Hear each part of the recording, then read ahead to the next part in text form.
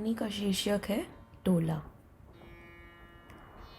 आज से 30 वर्ष पूर्व ठीक दिवाली के दिन घर आई लक्ष्मी को मैंने लौटा दिया था और उस प्रत्यावर्तन का भयंकर दुष्परिणाम ही शायद मुझे इतने वर्षों में भी इस पावन उल्लास पर्व के दिन उत्साहहीन कर जाता है। मुझे लगता है म्लानमुखी लक्ष्मी की डबडबाती आँखों के याचना पात्र को मैंने गहन रूढ़ता से रीता ही लौटा दिया था। इसी से जब घर घर में दियों की पात जगमगाने लगती थी, मेरे अंतर के दिए की क्षीण लौ को जैसे उन्हीं डबडबाती आँखों की स्मृतियाँ फूंक मार कर बुझा जाती थी। सड़कों गलियों पर पटापट छूटते पटाखे अपने धमाकों से मुझे झकझोर कर रख देते थे। मुझे लगता है उसे यदि मैं उस दिन हृदयहीन निर्भयता से झिड़क कर न भागती तो शायद उसके निर्दोष चेहरे की वो विभत्स स्मृति आज ऐसे गहन पश्चाताप से मेरा अपराधी मस्तक नत न करती। जन्म से दरिद्र किंतु रूप में साक्षात देवांगना कुमाऊं के लिए दारिद्र्य में ऐसा सौंदर्य अपवाद नहीं माना जाता। बाल्टे सियूण एवं बाड़े खोला की गुदड़ियों में न जाने ऐसे कितने रत्न छिपे रहते हैं। लक्ष्मी की माँ एक बड़ी सी टूटी चिलमची में चिकनी मिट्टी बेचने हमारे यहाँ भी आया करती थी।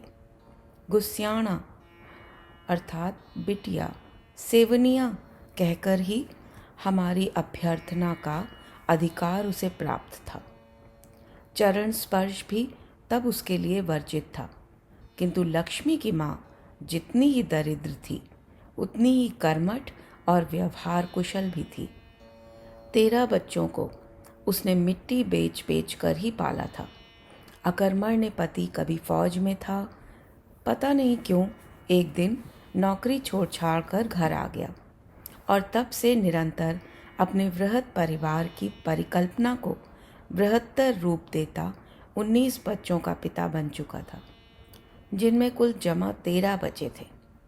लक्ष्मी उन्हीं घोर कृष्णवर्णी भाई बहनों के बीचों बीच द्युतिमान तारिका सी चमकती बरबस सबकी दृष्टि अपनी ओर आकर्षित कर लेती थी। लक्ष्मी की माँ, तेरे बच्चे तो एकदम काले तिल के लड्डू हैं री। ये लक्ष्मी किस पर गई? हम पूछते। लक्ष्मी पर, वो चट से गंभीर होकर कहती। लक्ष्मी और लक्ष्मी पर? हाँ गुस्याणा, मैं पांडे पुरोहित का घर लीपने जाती थी। उनकी बैठक में महालक्ष्मी की बड़ी सी तस्वीर टंगी थी। नाथ द्वारे के महंत दे गए थे उन्हें। आहा, कैसा रूप था लक्ष्मी का! लाल रेशमी साड़ी, बताशे सा रंग, दोनों सूंडों में कमल थामे, अगल बगल खड़े सफ़ेद हाथी। लगता था लक्ष्मी जी अब बोली तब बोली। ये छोकरी तब मेरे पेट में थी। मैं रोज़ तस्वीर के सामने खड़ी हो हाथ जोड़कर कहती, देखो भगवती, 6 बेटे दिए हैं तूने, अब के अपने इसी रूप की एक भगवती मुझे भी दे। मेरी वही विनती सुन ली भगवती ने। जब ये हुई तो हरामजादी दाई मुझसे पूछने लगी, क्यों री, अपने बाप की है या कहीं हीरा डुंगरी के टॉमस साहब की गजबज तो नहीं है? तू तो उनकी मेम की मुर्गियों का चारा बनाने भी जाती थी ना। बस गुस्साना, आग लग गई मेरे तन बदन में। धाड़ से लात मारकर मैंने दाई को बाहर फेंका और नाल खुद काट ली। बस फिर तो परसूत ऐसा बिगड़ा कि लक्ष्मी के बाप ने दिन रात शराब की मालिश न की होती तो मैं बचती भी नहीं। यही नहीं, पर लोक से इलोक में खींचकर लक्ष्मी के बाप ने उसे फिर 7 वर्षों में 6 पुत्रों की जननी बना दिया। सबसे छोटे 1.25 साल का पुत्र नरी राम को छोड़कर लक्ष्मी की माँ फिर मिट्टी बेचने जाने लगी थी। एक दिन उसकी ऐसी ऐतिहासिक चिलमची सहित ही निष्प्राण देह लोगों को सड़क पर मिली थी। पत्नी की मृत्यु ने लक्ष्मी के पिता को अर्ध विक्षिप्त सा कर दिया था। रही सही कसर शराब ने पूरी कर दी। लक्ष्मी के 11 भाई स्कूलों में पढ़ रहे थे। 12वें को गोद में टांगे वो बेचारी 5-7 घरों में चौका बासन करने लगी। उन्हीं में एक हमारा घर भी था। काम करने में लक्ष्मी ने अभी अपनी माँ की सी सुघड़ दक्षता हासिल नहीं की थी। एक तो शायद बेचारी के दुर्बल हाथों में शक्ति भी नहीं थी। 5-6 घरों के बर्तन मलना, सुबृहत परिवार की रोटियां बनाना, बाप की गालियां खाना, उस पर रोने भाई की दिन रात की रें। कुछ दिनों तक मैं उसकी निगरानी करती रही। कभी अधबुना स्वेटर पूरा करने का बहाना बना मोढ़ा खींचकर चौके के पास बैठ जाती, कभी वहीं चिट्ठी लिखने बैठ जाती। उसकी माँ पर तो मुझे ऐसा विश्वास था कि कई बार पूरा घर ही खुला छोड़ पास पड़ोस हाट बाजार भी चली जाया करती थी। पर इस छोकरी का क्या भरोसा, कहीं एक आध कटोरी गिलास ही उठा लिया तो उस पर नन्हे भाई को नित्य साथ ले आती। बीसियों खाने की चीज़ें, फल, दूध, मिठाई तो चौके में ही धरी रहती थी। क्या पता कभी जूठी उंगली ही डुबाकर चाट ले।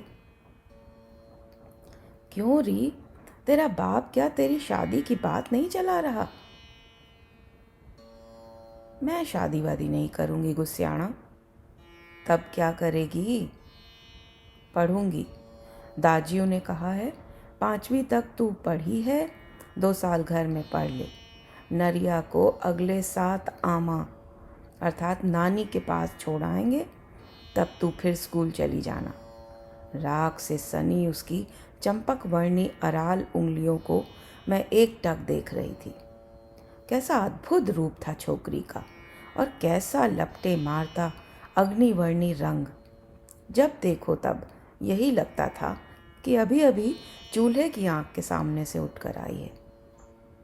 तू एक काम कर लक्ष्मी, मैंने कहा, रात को सबको खिला पिलाकर मेरे पास चली आया कर, मैं तुझे पढ़ा दिया करूँगी। और फिर उस दिन से मेरी वो शिष्या नित्य रात को पूरा बस्ता समेटे मेरे पास पढ़ने आने लगी। किंतु उसके पाठ्यक्रम को पूरा कराते ही मुझे वो ऐसी विचित्र गुरु दक्षिणा थमा जाएगी, ये मैंने कभी स्वप्न में भी नहीं सोचा था। रात को सोने से पूर्व गले की चेन, हाथ के सोने की चूड़ियाँ और अंगूठी उतार मेज़ पर रखने के बद अभ्यास के लिए मैं विवाह से पूर्व माँ से और विवाह पश्चात पति से अनेक बार डांट खाने पर भी ये आदत छोड़ नहीं पाई थी। लक्ष्मी पढ़ने आती तो मैं उसे पढ़ाते पढ़ाते नित्य एक एक कर गहने उतार मेज़ पर रखती जाती। वो पढ़कर जाने लगती तो कहती, गुस्सियाना दरवाज़ा ठीक से बंद कर लेना, बाबूजी भी दौरे पर हैं। मेरे घर में बर्तन मलते मलते अब वो मेरी पूर्ण विश्वास पात्रा अभिज्ञ सेविका बन चुकी थी। न जाने मैं कितनी बार अपनी अंगूठी गुसलखाने में भूल जाती, पर वो मुझे लाकर थमा जाती। एक बार तो चूहल में उसने मेरे कर्णफूल छिपाकर बाद में मुझे खूब लताड़ा। देखो गुस्सियाना, तुम्हारी ये लापरवाह आदत हमें पसंद नहीं। जहाँ जी आए ऐसी कीमती चीज़ बहा आती हो, घर में क्या अकेली मैं ही रह जाती हूँ? बरेठिन, जमादारिन और तुम्हारा वो काना माली सभी घर में धड़ाधड़ घुसे चले आते हैं। एक करेगा तो सबका नाम बुरा होगा। ताले चाबी में बंद घरों में ये सब चीज़ें पता नहीं कब किस निगोड़े की नियत बिगड़ जाए। तब क्या उस दिन वो मुझे चेतावनी ही दे रही थी? उस दिन भी वो पढ़ने आई। पानीपत के तीसरे युद्ध की रूखी तारीखें उसे रटते रटाते मैं नींद में लुढ़कने लगी थी। वो जाने लगी तो मैं शायद सो गई थी। उठो हो गुस्सियाना, द्वार बंद कर लो, मैं जा रही हूँ। वो चली गई तो आधी नींद में ढुलकती मैं उठी, द्वार बंद किया और सो गई। पति दौरे पर थे। उस दिन घर पर होते तो शायद वो दुर्घटना न होती। सुबह जगी, चाय बनाकर पी, नहाया और फिर गहने उठाने मेज़ पर गई तो कलेजा धक हो गया। एक अंगूठी को छोड़कर वहाँ कुछ भी नहीं था। अंगूठी भी शायद इसलिए छोड़ दी थी कि उसका कलेवर रुपाब था। मूंगा जड़ी उस चांदी की अंगूठी की तुच्छ महिमा शायद गुणी चोर को मोह नहीं पाई थी। मैंने मेज़ के नीचे देखा, पलंग के नीचे झांका, व्यर्थ ही बिस्तर को झटका पटका। हे भगवान, कमरे में तो सिवाय मेरे और लक्ष्मी के कोई आया ही नहीं। तब क्या वो इसी गुरु दक्षिणा की बात कर रही थी कल? गुस्सियाना, सब किताबें ख़त्म करा दी तुमने, चक्रवर्ती ब्याज भी सिखा दिया। देखना अब कैसी बढ़िया गुरु दक्षिणा देती हूँ तुम्हें। नहीं नहीं, जैसे भी हो पति के घर लौटने से पहले ही झोंटा पकड़कर उगलवा लूँगी अभी सब। कहीं बेहद चोटी बाजार जाकर न बेच आए। गुस्से से थर थर काँपती मैं उसके यहाँ पहुँची तो वो घर के आंगन में अकेली बैठी बर्तन मल रही थी। उसका छोटा भाई ज़मीन पर रेंगता सूखी रोटी का रोल बनाकर चूस रहा था। भाई स्कूल जा चुके थे और बाप भी शायद कहीं निकल गया था। घर में वो अकेली ही थी। इसी से मुझे अपनी चीज़ें बरामद करने में मुश्किल से 10 मिनट लगे थे। मुझे देखते ही उस नौसीखी ठगनी का चेहरा फक पड़ गया। गुस्सियाना, क्या बात हो गई? बर्तन आज फिर जूठे रह गए। उसने हंसी की चेष्टा की, किंतु उसकी हंसी होठों पर फैल भी नहीं पाई थी कि मैंने उसे झोंटा पकड़कर घसीट लिया। चोर, बदमाश, बेहया, तेरी ये हिम्मत! यही गुरु दक्षिणा दी तूने मुझे? उसका भाई बहन को खींचे जाते देख जोर जोर से रोने लगा तो मैं घबरा गई। कहीं उसका शराबी बाप आ गया तब? उस अकड़बाज मदालस व्यक्ति का नंगापन मैं 1-2 बार पहले भी देख चुकी थी। मैं अकेली थी। एक तो वो वृद्धादोही बस्ती थी। कहीं मुझे ही घेर लिया तो अकेली क्या करूँगी?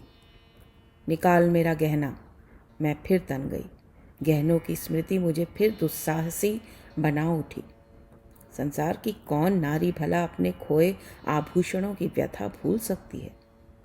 उसके गहने यदि किसी नदी की तीव्र धारा में बहने लगें तो उन्हें निकालने वो तैरना न जानने पर भी उसी क्षण उस तीव्र गंभीर जलधार में कूद सकती थी। वो चुपचाप उठाकर भीतर गई और पलक झपकते ही मिट्टी की एक हांडी में धरी मेरी चारों चूड़ियाँ, घड़ी और चेन लेकर सिर झुकाए मेरे सम्मुख खड़ी हो गई। क्यों किया तूने ऐसा? मैं ठीक से बोल भी नहीं पा रही थी। कल सबकी फीस जमा करनी थी। राजू इस बार हाई स्कूल दे रहा है। फीस न मिलती तो रह जाते। उसका कंठ स्वर अवरुद्ध हो गया। मूर्ख, मुझसे पैसे क्यों नहीं मांग लिए? ये चोरी क्यों की? और कोई होता तो तुझे पुलिस के हवाले कर देता। खबरदार जो अब मेरे घर पर पैर रखा। जिस राजू की फीस जुटाने जिस मासूम बहन ने उस दिन इतना अपमान, इतनी लांछना सही थी, वो आज एक उच्च पदाधिकारी है अपने ही शहर में।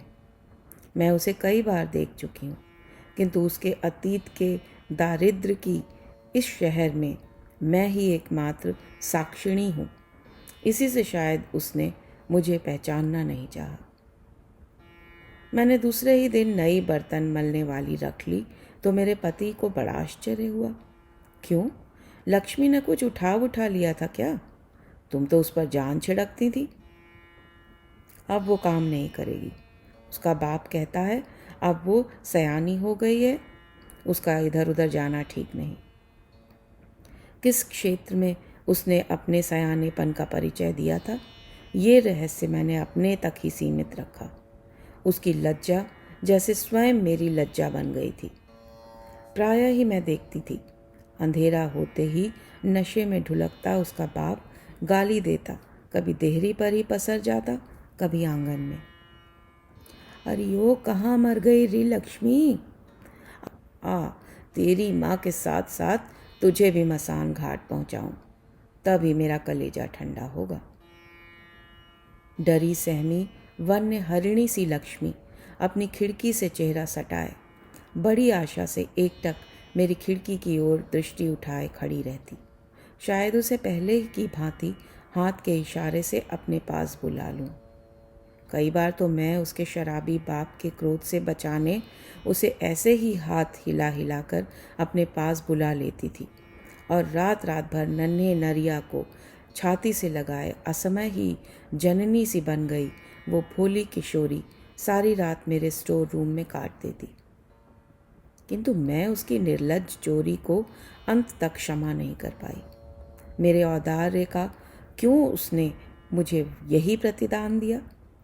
मैं जानती थी कि वो पूरी बस्ती अपने इस जन्मजात दौर्बल्य के लिए बदनाम थी, किंतु पढ़ी लिखी लक्ष्मी भी मुझसे ऐसी प्रवंचना करेगी, ये मैंने नहीं सोचा था। कम से कम उससे तो मुझे बासन बसन न लेहु चराई के आश्वासन की आशा थी। फिर 5-6 महीने तक मैंने उसे नहीं देखा। शायद ननिहाल चली गई थी, क्योंकि प्रायः ही देखती आज राजू पत्थर का चूल्हा लगा आंगन में मोटे मोटे टिक्कड़ सेक भाइयों की पंगत को खिला रहा था। फिर एक दिन वो सहसा स्वयं आकर मेरे द्वार पर खड़ी हो गई, ठीक दिवाली के दिन। जब मैं थाली भर दिए लेकर बाहर निकली ही थी तो देखा सहमी सकुची सी लक्ष्मी खड़ी है। उसके रक्तहीन चेहरे को देखकर मैं एक क्षण को डर गई। लगता था रक्त की एक बूंद भी नहीं रह गई थी अभागी में। सूखा चेहरा, रूखे बाल, जीर्ण शीर्ण फटे लहंगे, ओढ़नी में किसी तरह अपनी लज्जा समेटे वो चुपचाप खड़ी थी। फिर बड़े साहस से सहमी दृष्टि उठाकर उसने कहा, गुस्सियाणा सेवनिया, क्या बात है? मैंने बड़ी रुखाई से पूछा। उसे देखते ही उसकी धृष्ट चोरी की स्मृति मुझे फिर बौखला गई थी। एक बात कहने आई हूँ। क्या है? आज धर्म सिंह ठेकेदार आया था बाबू के पास। तो मैं क्या करूँ? आज सोचती हूँ मैं कैसे ऐसी पत्थर बन गई थी। धर्म सिंह ठेकेदार के आने का अर्थ क्या मैं समझती नहीं थी? उसका पूरा इतिहास तो बेचारी मुझे कई बार सुना चुकी थी। वो हृदयहीन कसाई जब भी आता उस बेचारी के लिए साक्षात यमराज बनकर ही तो आता था, ये मैं जानती थी। कभी उसके बाबू ने उससे 500 रुपये लिए थे, ब्याज सहित वो ही अब 1500 हो गए थे। उस राशि से उऋण होने का एक ही उपाय वो बार बार सुना जाता, लक्ष्मी को उसके हवाले कर दें तो वो कर्जे से भी छुट्टी पा जाएगा, लड़की से भी। उसकी हिरुली दीदी के पास पहुंचकर जिंदगी भर रानी बनकर राज करेगी। धर्म सिंह की विधवा हिरुली दीदी अब आगरा की हीराबाई थी। कुमाऊं गढ़वाल की न जाने कितनी लक्ष्मियों को वो हीराबाई के कोठे पर पहुंचा आया था। तुम्हारे पांव पड़ती हूँ गुस्सियाणा, 1500 दे दो मुझे। उस बदजात के मुंह पर पटक कर मैं जिंदगी भर तुम्हारी सेवा करूँगी। देश परदेश जहाँ जहाँ बाबूजी की बदली होगी तुम्हारे साथ चलूँगी, कभी नहीं छोड़ूंगी तुम्हें। जो हरामजादी कभी तुमसे तनख्वाह मांगे वो गोमांस खाए। जगमगाते दियों की पंक्ति के बीचों बीच खड़ी लक्ष्मी का वो रूप मैं कभी भूल नहीं पाऊंगी। शांत स्थिर मूर्ति, न छलक पा रहे आंसुओं से स्निग्ध डबडबाई आँखों और सफ़ेद चेहरे पर पड़ रही मेरे द्वार पर लटके लाल कंदील की रक्तिम आभा। तुझे शर्म नहीं आती लक्ष्मी? अभी 3 महीने पहले तूने क्या किया था भूल गई? पहले तो इतने रुपये मेरे पास हैं कहाँ, और होते भी तो शायद तुझसी बेहया को कभी न देती। जा चली जा, खबरदार जो अब कभी यहाँ आई। उसने एक बार बड़े अविश्वास से मेरी ओर देखा और फिर सिर झुकाकर चुपचाप चली गई। आज सोचती हूँ, चाहने पर मैं क्या उसे 1500 नहीं दे सकती थी? 800 तो मेरे बक्से में ही पड़े थे और 700 मैं इधर उधर भाग कर जुटा सकती थी। किंतु उसकी चोरी का घाव भी ताज़ा था और यौवन की असहिष्णुता ने भी शायद मुझे उस दिन वैसा निर्मम बना दिया था। 7-8 दिन तक लक्ष्मी जब मुझे अपनी खिड़की से बार बार झांकने पर भी नहीं दिखी तो मैं समझ गई कि उसका पिता ऋण मुक्त हो गया है। इतने वर्षों बाद मैं फिर उस शहर में पहुंची। विस्मृत ग्रह को वर्षों बाद देखने में मनुष्य मात्र को आनंद आता है। एक एक कमरे, एक एक दीवार, एक एक अर्गला का स्पर्श उखड़े पलस्तर की तहों के साथ साथ कितने भूले बिसरे स्पर्शों का पलस्तर उखाड़ देता है। मैं भी घूमती घूमती वही पुराना घर देखने गई तो अचानक तलहटी में खड़े उस परिचित तिमिल वृक्ष पर दृष्टि पड़ते ही उस अभागिनी की याद हो आई जो कभी इसी पेड़ के चौड़े चौड़े पत्रों का दोना बना ताज़े मीठे काफल पत्र संपुट में मेरे लिए लाया करती थी। कच्ची मिट्टी का वही घर, वही खिड़की और वही सरपिल बंकिम पगडंडी जिससे सांप सी सरसराती वो टप सी मेरे आंगन में कूद जाती थी। मेरे पुराने घर को किसी गुजराती सेठ ने खरीद लिया था। उसका परिवार कभी कभार गर्मियां बिताने आता था। गदाधर पंडित चौकीदारी भी करते थे और एक कोठरी में ही छोटा सा प्रेम खोल द्विपृष्ठीय अखबार भी निकाल रहे थे। लक्ष्मी का बाप क्या अब भी यहीं रहता है पंडित जी? मैंने पूछा। उसे मरे तो 10-12 साल हो गए लली। 2 बेटे लड़ाई में मारे गए। बड़ा लड़का कलेक्टर बन गया है। किसी पंजाबी बॉलिस्टर की लड़की से शादी कर ली है सुना। एक लड़का अमेरिका में है। नरिया ननिहाल में था। पिछले साल आकर उसे भी अमेरिका ले गया। तो सूखी रोटी चूसने वाला रिरियाता नरिया भी अमेरिका पहुंच गया। और लक्ष्मी?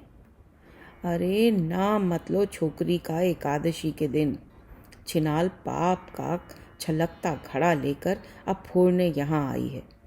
कुछ दिनों तक गाड़ी सड़क पर बैठी भीख मांगती थी। जब मक्खियाँ भिनभिनाने लगीं तो अब घर में पड़ी सड़ रही है। क्या उसी के घर में रहती है? और कहाँ जाएगी? मैं फिर धीरे धीरे पगडंडी उतरती 30 वर्ष बाद एक बार फिर उसी आंगन में आकर खड़ी हो गई जहाँ उस दिन उसका झोंटा पकड़ने क्रोध से थरथर कांपती खड़ी हुई थी। लक्ष्मी, मैंने डरते डरते पुकारा। कौन? दूर किसी कुएं से जैसे किसी का डूबता उतरता कंठ स्वर आया। मैं हूँ गुस्स्याणा। मैं भीतर गई।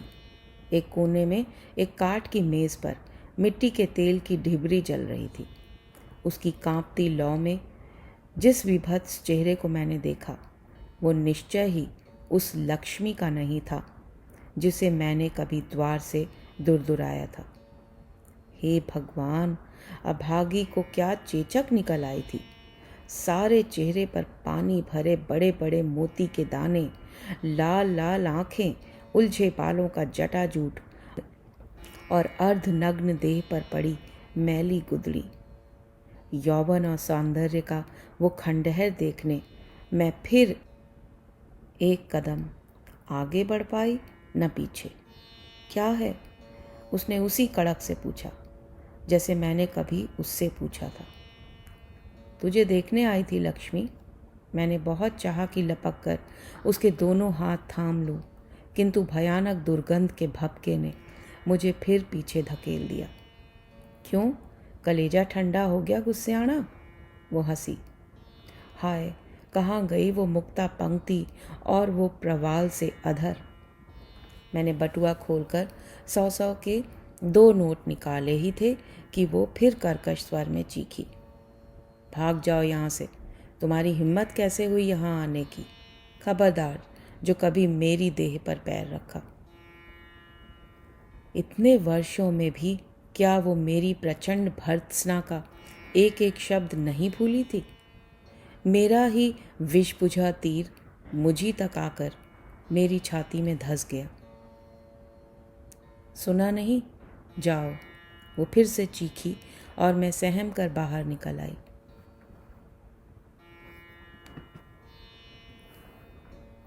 दूर दूर तक फैली, कंधे से कंधा मिलाकर खड़ी कुमाऊं की भव्य पर्वत श्रेणियां एक एक कर जगमगाते दियों सी झलमलाने लगीं। द्रोणागिरी, कलमटिया, वानड़ी, मुक्तेश्वर गागर। मैं नैनीताल देवाल के कब्रिस्तान की दीवार पकड़कर क्षण भर को खड़ी हो गई थी। मैंने पलट कर देखा। पहाड़ की तलहटी में खड़ा लक्ष्मी का जीर्ण मकान अरण्य में खड़े किसी कंकाल सा ही भयावह लग रहा था। उसकी खिड़की से आता ढिबरी का मंद प्रकाश मुझे पहाड़ पर चमकते टोले सा ही लगा। टोला ही तो था वो। पहाड़ में कहते हैं कुंवारी लड़की की अशांत तृप्त आत्मा ऐसे ही चमकते टोले बन पहाड़ों पर रात रात भर फिरती रहती है। बचपन में इस रहस्यमय जुगनू के से अनेक प्रकाश पुंज मैंने देखे हैं। गहन पश्चाताप से मेरा चित्त सिहर उठा। उस दिन उसे ऐसे न भगाया होता तो क्या आज उसकी ये अवस्था होती?